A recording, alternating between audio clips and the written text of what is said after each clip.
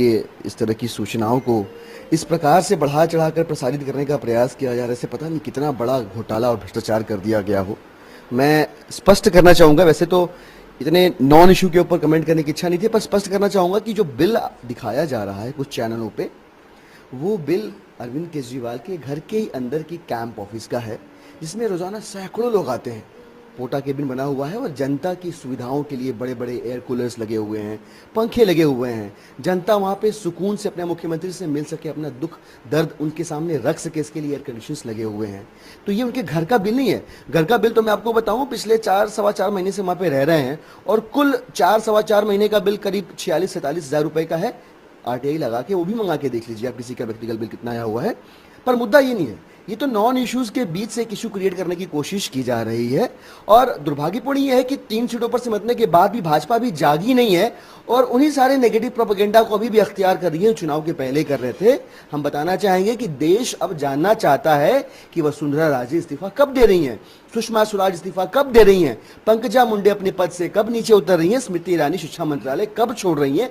जनता के मन में ये सवाल हैं। जनता नरेंद्र मोदी से ये नहीं पूछना चाह रही कि अरविंद केजरीवाल ने सुबह कितनी रोटियां खाई, शाम को कितने गिलास पानी पिया और दोपहर में जब सोए तो पंखा चलाया कि नहीं चलाया। ये जनता के सवाल नहीं है।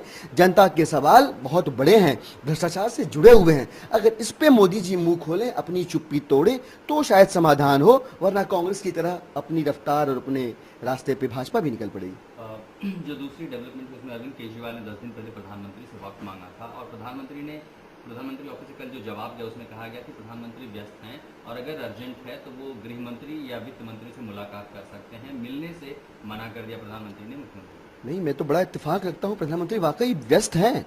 आप देखिए, मडगास्कर से लेकर के मंगोलिया तक के लोगों के लिए उनके पास संदेश हैं, लेकिन अपने देश में, अपनी मंगोलपुरी की किसी गली में रहने वाले गरीब मजबूर आदमी के दिल में क्या चल रहा है वो जानने की उनके पास फुर्सत नहीं है। व्यस्त तो है वो, लेकिन किस काम में व्यस्त हैं कि किस तरह से 4 भ्रष्ट नेताओं के इस्तीफे बचाए जाए, इस काम में भाजपा के अध्यक्ष से लेकर के प्रधानमंत्री तक सारे व्यस्त हैं।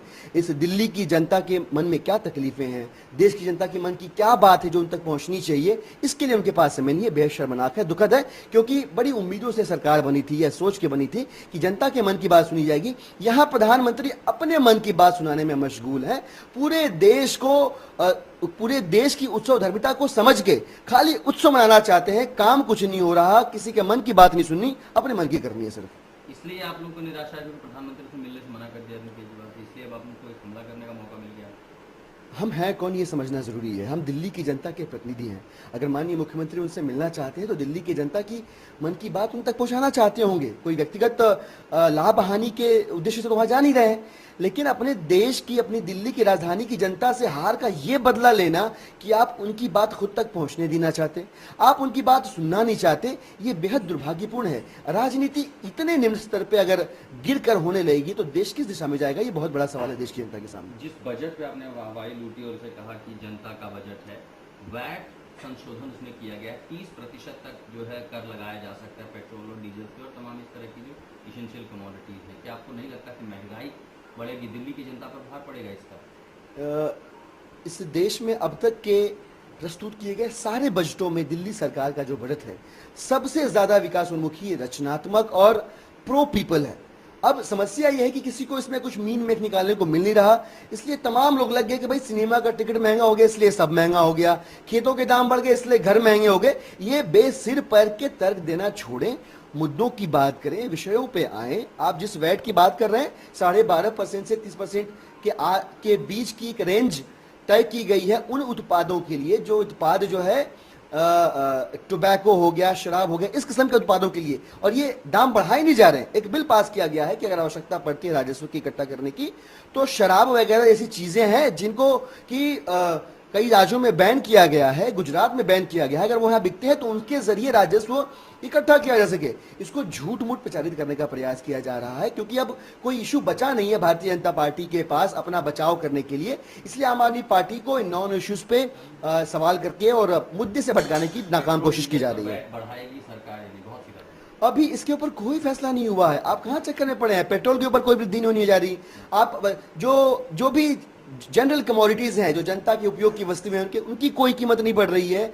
ये वैट की एक रेंज तय की गई है सरकार ने, जो भी विधानसभा में पास किया है वो एक रेंज के ऊपर, और उसमें जो प्रोडक्ट आएंगे वो शराब, तंबाकू, पान, बीड़ी, सिगरेट इस तरह के उत्पाद होने वाले हैं जो दरअसल स्वास्थ्य के लिए लाभदायक नहीं होते हैं। और इसके ऊपर अगर भारतीय जनता पार्टी को तकलीफ है तो मुझे लगता है कि जनता फिर उनके चाल से चेहरे को इस संदेश से भी समझने की कोशिश करेगी।